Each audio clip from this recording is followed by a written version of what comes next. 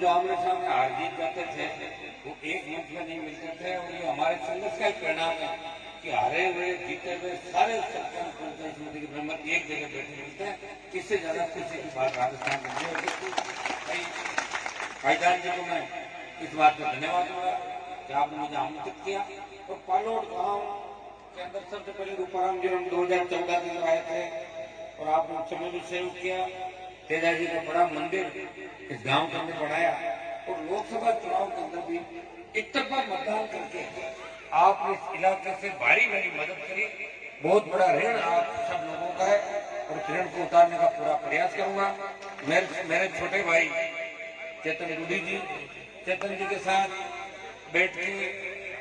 बैठता हूँ मुझे रूपाराम जी की याद आ जाती, क्योंकि रूपाराम जी और हमने बड़ी लड़ाई जिले को बचाने के लिए लंबी लड़ाई लड़ी थी। साथ साथ अलग अलग पार्टियों में होते हुए भी हमेशा एक दूसरे की भावनाओं को समझते थे। और 2003 से 8 के दरमियान आपको पता है जब राजस्थान में वसुंधरा के समय अपराध सर चढ़ के बोलता था तो सड़कों पे हनुमान बेनीवाल रूपाराम रूडी सड़कों पे संघर्ष करते थे। ये पूरा राजस्थान जानता है, पूरा डीडवाना जानता है। और भाइयों मैं इतना ही विश्वास आपको दिलाता हूँ, हम सब मिलकर नए नागौर नए राजस्थान का निर्माण करेंगे और 2024 के अंदर किसानों की सत्ता राजस्थान में आए, इसके लिए मिलकर पूरा प्रयास करेंगे। ये मैं आपको विश्वास दिलाता हूँ। मेरे से पूर्व होता है मेरे सामने लंबी चौड़ी आपकी बात भी बताई। यहाँ उपस्थित जितने भी प्रधानगण है इनको भी बधाई दूं। हमारे हनुमान जी काशी लाडनों से जो प्रधानगण है बहुत बहुत बधाई आपको। प्रेमाराम जी प्रधान प्रतिनिधि डीडवाना इनको भी बधाई। गिरलाल जी मोला सर इनको भी बधाई। यहाँ उपस्थित भाई जगमाल देसरवाल सेकंड नंबर आता है टक्कर में तो दिए अब बात एक होगा। और कोड़िया के सरपंच प्रसाद राकेश जी दारापुर सरपंच साहब, वर्तमान सरपंच परमेश्वर देवी अपने सरपंच आ गए। अच्छा हाँ, रामस्वरूप जी दारा, धर्माराम जी दारा, रामदेव जी, जगदीश जी, चैनाराम दारा, सभी दारा परिवार और पालोड़ के आसपास के इलाके के पधारे हुए मौजूद बुजुर्गों नौजवान साथियों और बहुत बड़ी तादाद के अंदर, क्योंकि आने में हमें देरी होगी, मातृशक्ति माताएं बहनें और प्यारे बच्चे, ये निश्चित है अब जो लड़ाई होगी देश के अंदर उसमें जितना नौजवानों का योगदान देगा इस देश के बदलाव में उतना भी मातृशक्ति का योगदान देगा। छोटे भाई भगत सिंह की भूमिका में हम लड़ेंगे और ये झांसी की रानी बनके इस भ्रष्टाचार का खात्मा आने वाले समय के अंदर देश और प्रदेश के अंदर हमारी माताएं बहनें करेगी। ये नागौर अगर हमारे पुराने नेता चाहते, चेतन जी बता रहे थे कि नहर के पानी के लिए रूपाराम जी ने बहुत लंबी लड़ाई लड़ी, इसमें कोई दो राय नहीं। मैं भी उस समय विधानसभा के अंदर बैठा करता था 8 से 13 तब लड़ाई चलती थी। हम भी चाहते थे कि हमारे इलाके के अंदर पानी आए। रूपाराम जी रोज डीडवाना और तीनों चारों जो आपके पंच थे इनमें पानी के लिए संघर्ष करते थे।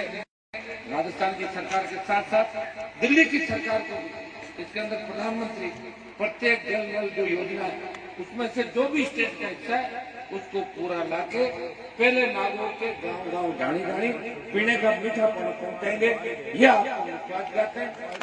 और मैं तो डीडवाना के लोगों को कहना चाहता हूँ भाई एमएलए साहब आपके स्टेट के अंदर बैठे हैं, मैं दिल्ली में हूँ, अभी तो मैं दिल्ली से लड़ लिया और सड़क पे आ गया, आपको पता दिल्ली वालों से भी लड़ लिया था। जब आवश्यकता पड़ी देश के किसानों को जवानों को तब हनुमान बेनीवाल ने फिर एक बार ठोकर मारी और देश के किसानों के साथ सड़क पर बैठा देश का एकमात्र सांसद है तो सड़क पर भी बैठा है, संघर्ष भी कर रहा है। और लोकसभा के अंदर भी मोदी जी को ये एहसास करा रहा है कि कोई किसान का बेटा है जो मेरे सामने बैठा हुआ है, मुझे ललकार रहा है।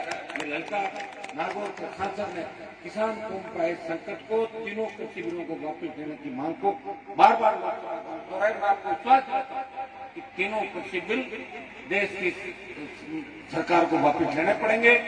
भाइयों हमें इस चीज का भी ध्यान रखना कि जिन मुद्दों को लेकर हमने बड़ा संघर्ष किया, राजस्थान के होकर रैलियां करी वसुंधरा के समय, स्टेट हाईवे टोल फ्री हुए, मुफ्त बिजली की घोषणा हुई।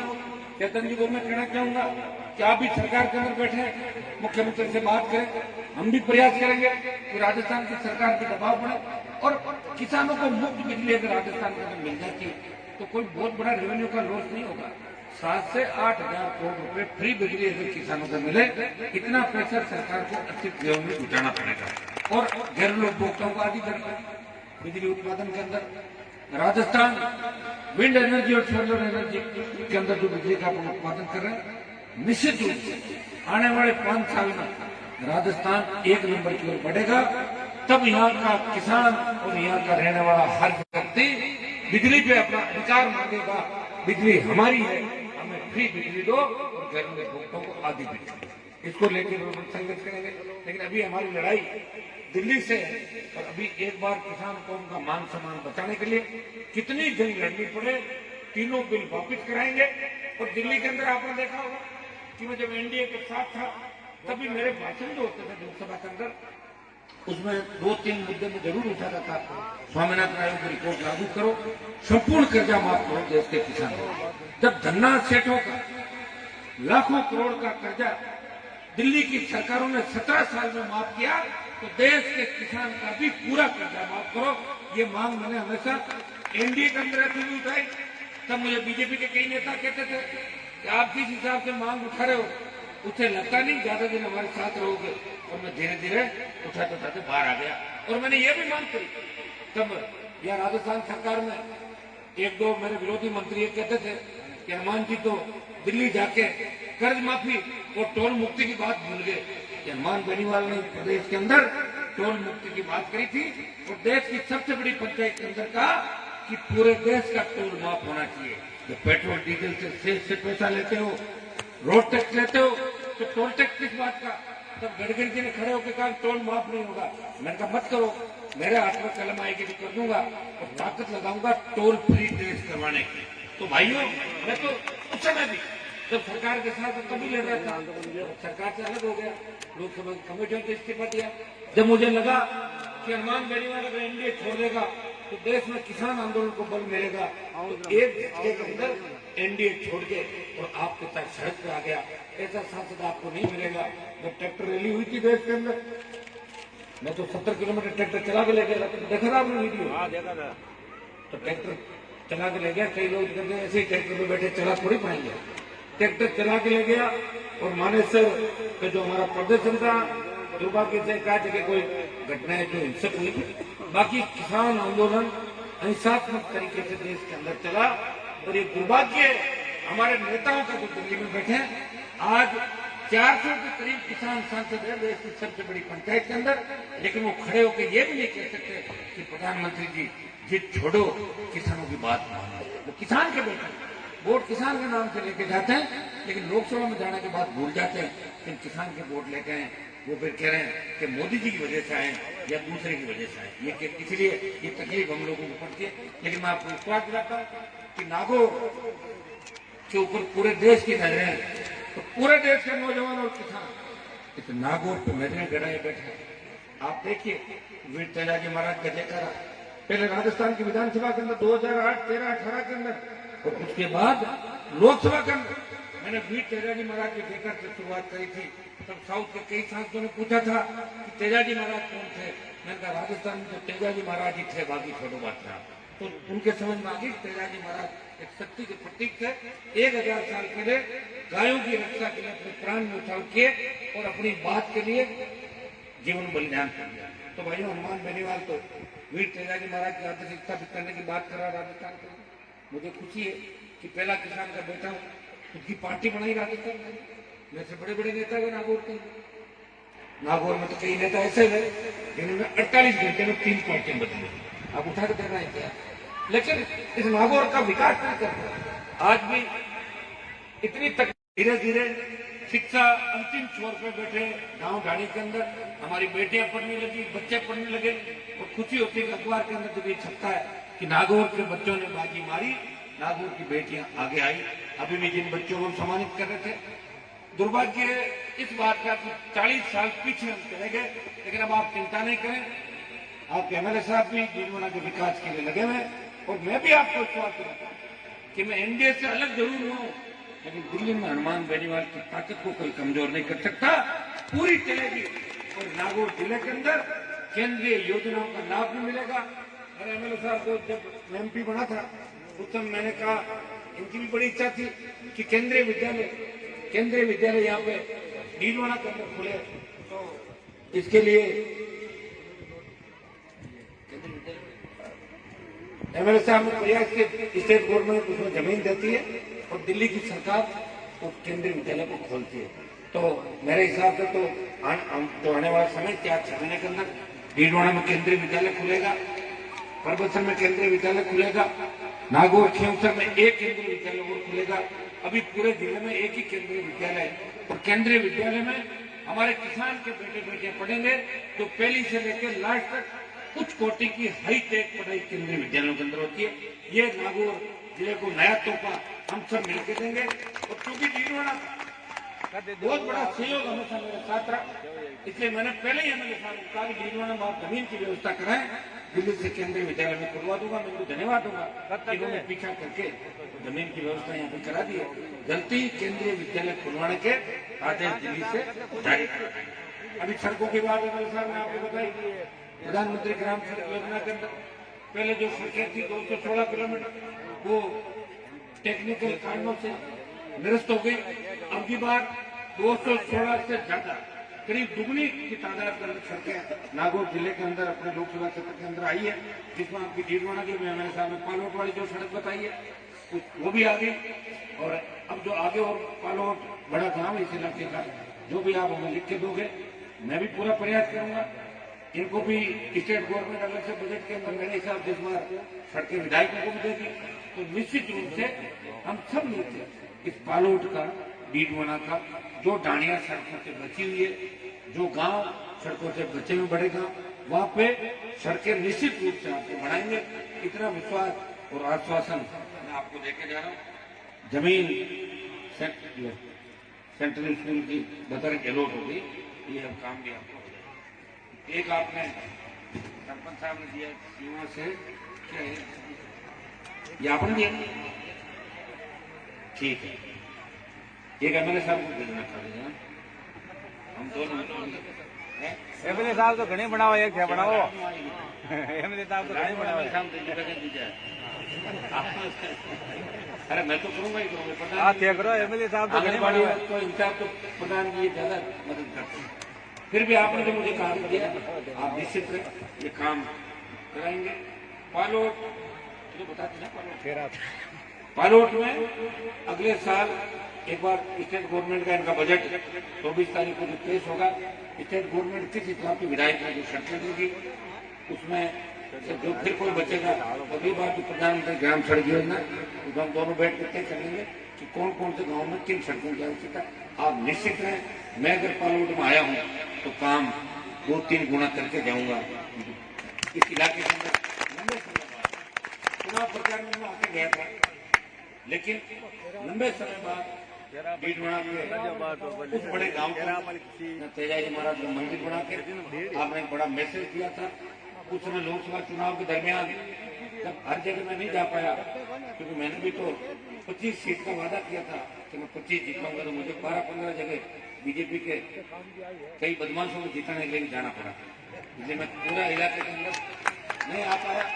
तब पालोट के अंदर आप सबने कहा था कि साहब, मैंने कहा इधर उधर आप सारी मीटिंग हेलीकॉप्टर से कर लें, तो आपने हेलीकॉप्टर उतार दो। तो पालोट में हेलीकॉप्टर मैंने उतारा और आपने हेलीकॉप्टर की तरह मेरे को आगे रखा है। पूरे इलाके जोरदार वोट आपने दिए और मेरे सामने वाली प्रत्याशी तो नागौर में आना ही भूल गई, मैं तो देखा ही नहीं 2 साल में। मुझे लग रहा है अगले चुनाव में तो दूसरा ही आता दिख रहा है मुझे।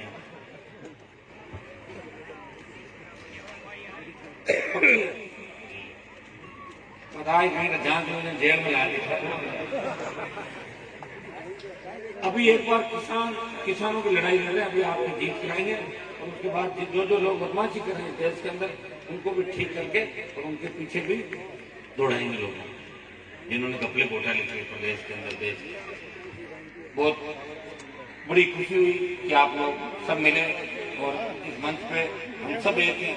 अभी जो दिल्ली की लड़ाई लड़ रहे हैं उसमें हम सब एक होकर दिल्ली के खिलाफ लड़ाई लड़ रहे हैं। और मैं आपको इतना ही विश्वास दिलाता हूँ कि हनुमान बेनीवाल को आपने अगर सांसद बनाया तो निश्चित रूप से नागौर का मान और सम्मान देश में बढ़ा। अरुणाचल प्रदेश से लेकर तमिलनाडु का एमपी, हर एमपी, नागौर का एमपी कौन है मुझे जानता है देश, हर एमपी राज्यसभा और लोकसभा का। ये भी बड़ी बात है। कभी गए हो तो मेरे को 1.5 साल हुआ, 1.5-2 साल में 6-8 महीने कोरोना के अंदर चले गए। फिर भी हम लड़ते रहे, संघर्ष करते रहे और नागौर को केंद्र की योजनाओं से जोड़ने का पूरा प्रयास हमारा रहेगा। और अगर आंदोलनों की आवश्यकता पड़ी तो फिर नागौर की धरती से हुंकार भी करेंगे। बेरोजगारी भत्ते से लेके रोजगार से लेकर जो जो मुद्दे, चाहे वो दिल्ली की सरकार को, स्टेट की गवर्नमेंट को, उन सब मांगों को पूरा करने का प्रयास करेंगे। इस क्षेत्र का तो मुझे 2014 के अंदर जब मैं था तभी डीडवाना से आपका जो 4थे नंबर का सहयोग था, नागौर, खींवसर, नागौर, जाइल, डीडवाना, मकराना, उस समय भी यहाँ से वोट अच्छे मिले थे। लेकिन कुछ कारणवश लास्ट 2 दिन में वोट चेंज हो गए। वो अपना टारगेट था वो तो अपने उसने पूरा कर दिया था, भाई जिसको भगाना था भगा दिया था। और 4-5 साल और लगे इस प्रदेश को, इस जिले को बर्बाद करने वाले लोगों को भगाने के लिए। तो 19 के अंदर वो सब आपने मिलकर पूरा किया। और मैं आपको इतना आश्वस्त करता हूँ कि मुझे इस जिले ने जितना दिया, चाहे मैं मंत्री बन जाता, कुछ भी बन जाता, इस राजस्थान के जवान और किसान का जो प्यार, प्रेम, आशीर्वाद हनुमान बेनीवाल को मिला, मुझे लगता है किसी यहाँ के बड़े से बड़े जो नेता हुए थे बड़ी बड़ी बातें करते थे।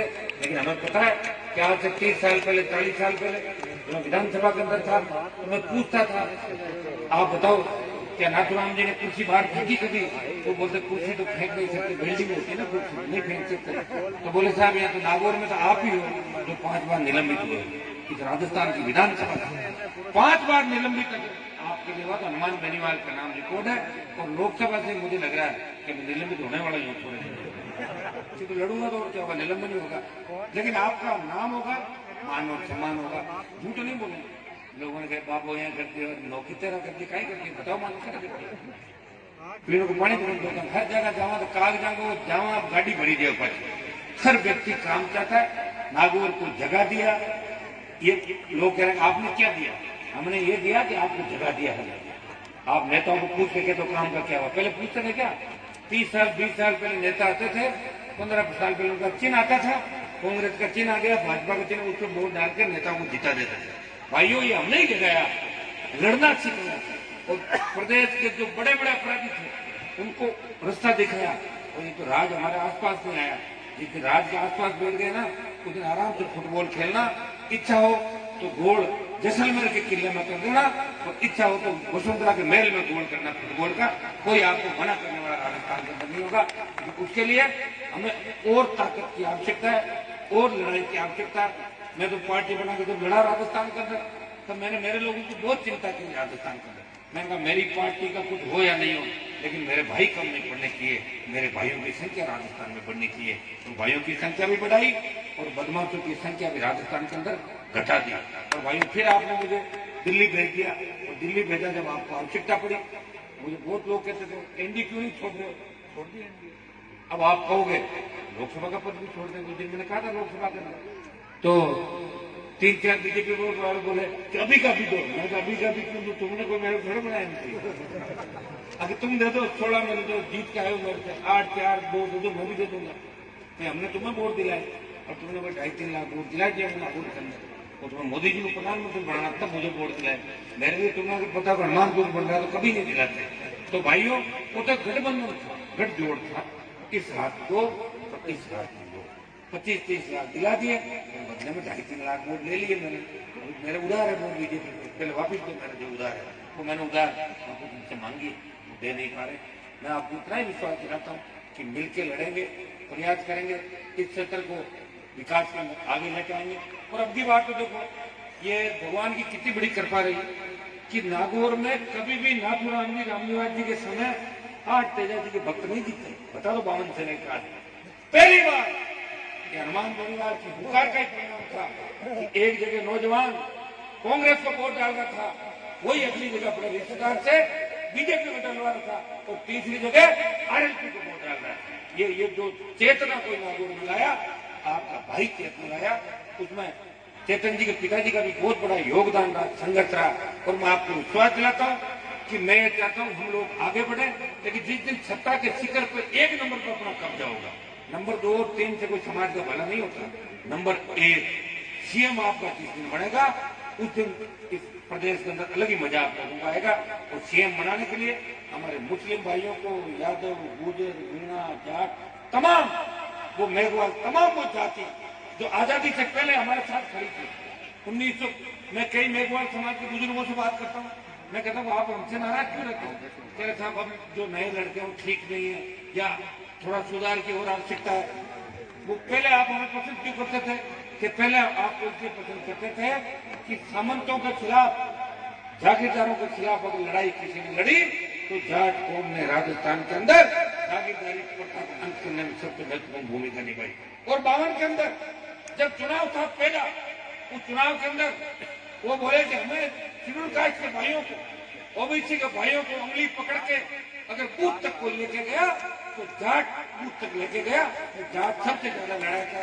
और चूंकि इन्होंने लड़ना छोड़ दिया और इनके नेताओं ने लड़ना छोड़ दिया, तो हमने कहा भाई हम हमारा अलग काम करेंगे, अब इनके साथ नहीं रहेंगे। तो भाइयों, लड़ाई का मतलब ये नहीं कि आपस में लड़ो, लड़ाई का मतलब ये है कि जो जहाँ बैठा है उसे अपने ईमान धर्म से वहां पे काम करना, प्रधान को प्रधान का काम करना, विधायक को विधायक का काम करना और सांसद को सांसद का काम करना। मुझे तो बड़ी शर्म आती है, मेरे सामने जो कैंडिडेट आई 2009 के अंदर किस तरह परिवार पड़ा हुआ था सड़क पर, उनके घर पे कोई जाते भी नहीं थे, क्या इतिहास था उनका सब जानते हैं।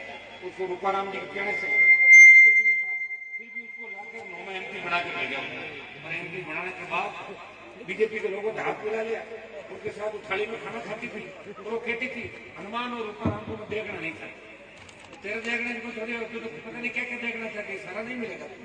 तो भाइयों, हमने तो उसको भेज दिया और आगे आगे ना तो स्कूल पढ़ा, जहाँ भी जरूरत होगी मैं बैठे उनके बीच में। एक कुचरा के अंदर उनके गांव में एक टीचर नहीं रहता थे, वहाँ भी देखे सीसी रोड बने, वो देखते उतना दर्ज कराया, चालान हुआ, चलता रहेगा। मुकदमों का सही हो गए, मुकदमों को 50 के लगभग 48-50 5 तो पेंडिंग है। कब सरकार गिरफ्तार करने इस बात को भी पता नहीं, लेकिन मुझे लगता है सरकार मुझे पकड़ेगी। तुम पता है कि हनुमान को पकड़ भी लेंगे तो ज्यादा दिन जेल के अंदर रख नहीं पाएंगे। लाखों करोड़ों लोगों की दुआएं मेरे साथ है। मैं आपको विश्वास दिलाता हूँ, पालोट के अंदर ये धन्यवाद करूंगा, तेजा जी का मंदिर बना के बड़ी शुरुआत इस इलाके में पालोट गांव ने करी। बड़ा गांव है, जब 14 के अंदर आया था तब से लेकर अपनी बहुत बड़ा बदलाव हुआ। आपने अपनी सोच को बदल दिया। अब आपको ये बात समझ में आ गई असली लड़ाई हमारी कौन लड़ रहा है प्रदेश में। तो इसके लिए बहुत बहुत आपको धन्यवाद। कि पंचायत चुनाव के अंदर लड़ने के बाद ईटवाड़ा में तो फ्रेंडली मैच होता, अभी पंचायत चुनाव के अंदर वापिस आप लोग एक जगह बैठ गए। देखिए, हमारा कोई ये नहीं था कि हम एक ही दिन में सारा कब्जा करें। पार्टियां बढ़ाई है, चुनाव भी लड़ना पड़ेगा, अगर चुनाव नहीं लड़ेंगे तो लोग कहते हैं क्या हुआ हनुमान जी की पार्टी का। अब चारों उपचुनाव राजस्थान का, राष्ट्रीय लोकतांत्रिक पार्टी भी लड़ेगी चुनाव। ये तो नहीं कहता कि चारों जीत जाएंगे, बीजेपी वाले कह रहे हम चारों जीतेंगे, कांग्रेस वाले कह रहे हम चारों जीतेंगे, दोनों लोग जीतेंगे, जीतेंगे दोनों, तो एक जीतेगा। तो मैं भी कह रहा हूँ चारों हम जीतेंगे राष्ट्रीय लोकतांत्रिक पार्टी, हम तो कह ही रहे हैं, पता लग जाएगा। तो भाइयों, इतना ही विश्वास आपको दिलाता हूँ कि नागौर का मान सम्मान देश में बढ़ाएंगे।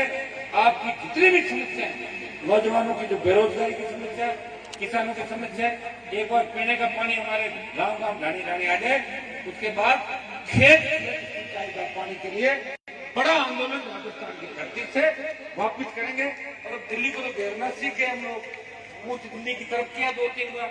ये नेशनल हाईवे जो कभी बंद नहीं हुआ था 70 साल के अंदर, ये हनुमान बेनीवाल की हुकार से एनएच बंद हो गया और 2 महीने से बंद पड़ा। हम किसी को परेशान करना नहीं चाहते, सर्विस रोड खुली है, लेकिन कहा ना कि राजस्थान में इस बिल का असर नहीं, भाजपा के लोग बोले, तो मैंने कहा असर तो आपको दिख जाएगा। और असर राजस्थान के जवानों और किसानों ने शाहजहांपुर बॉर्डर पर दिखाया। आपके एमएलए साहब भी बहुत बड़ी संख्या में लोगों को लेकर 2 बार उस बॉर्डर पे आए, और मैं तो लगातार बॉर्डर पर बैठा ही हूँ। और बॉर्डर के साथ साथ क्योंकि मामला दिल्ली का है, तो दिल्ली की सरकार के अंदर लोकसभा में हमेशा किसानों की पैरवी करता हुआ आपका सांसद हमेशा नजर आएगा। इतना विश्वास आपको दिलाता हूँ। मैं मेरे लिए नहीं लड़ रहा हूँ, मैं आपके लिए लड़ रहा हूँ। मैं सत्ता पे आपका कब्जा चाहता हूँ। मैं देखना चाहता हूँ कि एक बार सत्ता के अंदर आने के बाद कई लोग हमें ये कहते हैं कि आप तो आपस में लड़ते रहते हो। मैंने कहा आपस में इसलिए लड़ते हैं क्योंकि हमने कभी सत्ता का सुख नहीं भोगा। जिस दिन सत्ता में आ जाएंगे तो आपस में लड़ना भी छोड़ देंगे और फिर सत्ता का आनंद लेंगे। तो भाइयों, अब सत्ता में आना है। बहुत सी जातियां प्रदेश के अंदर हमें अपना आइकन मानती है।